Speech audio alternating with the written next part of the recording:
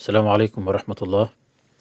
بكي نيلان يدلان زر أن بالحق أن برب سبحانه وتعالى بولن يجيب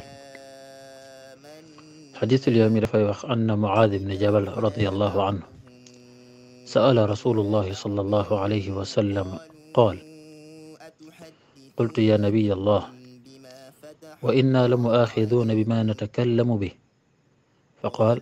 فقال النبي صلى الله عليه وسلم: ثكلتك أمك يا معاذ، وهل يكب الناس في النار على وجوههم أو على مناخرهم إلا حصائد ألسنتهم؟ صحيح الترمذي. حديث بسبي صحابة بني وخ معاذ ابن جبل dafa masala yonent bi sallallahu alayhi wa sallam ne ko ndax yàlla dañuy topp ci suñuy wax. yonent bi sallallahu alayhi wa sallam ne ko yow it Muaaz, ndax nit ñi dañuy tàbbil safara seen kanam yi ak seen paxi bakkan yi, te li leen fay dugal du seen ayu làmmañ yi. maanaam li ëpp ci nit ñi li leen di dugal safara mooy seen làmmañ. xadis bi mu ngi ci saxiixu Tirmidi.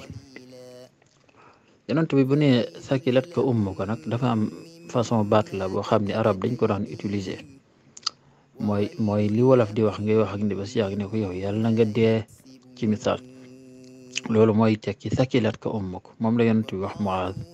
moo tax xadis dañ koy dellu ci ulamaul xadis, ñoom ñoo koy jël ta'wil ko leeral wax ji. wax yonent bi sallallahu alayhi wa sallam du nit mooy jël simple rek ñoo wax ci ay waxam déedéet.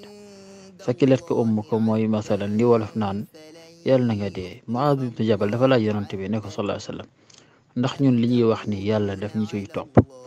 yonent bi ne ko yàlla na nga dee boobu buñ ko doon tekki daf mel ni nga ne ko yow it Muaaz, yow tamit ndax nit ñi seeni kanam dinañ ko dugal safara ak seeni paxi bakken, maanaam seeni jëmm daal.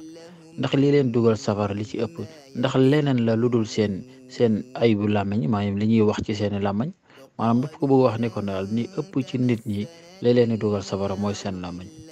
yenn ci àll mosal ba ñuy bàyyi xel làmmañ bu baax, lu garaaw la, fett la, wala làmmañ baru fett la, bu xasee ba tàkk rek dootul dellu si. kon liñ ciy génn ñi di ko saytu bu baax. mooy alquran dañu wax naa wa qulu linnaas xusnan, yi wax ju baax, wax ju jub te jubal tey defar. qul qawli hada wa astaghfirullaha al-azim li wa lakum. wassalaamu aleykum wa rahmatullahi wa barakatuh.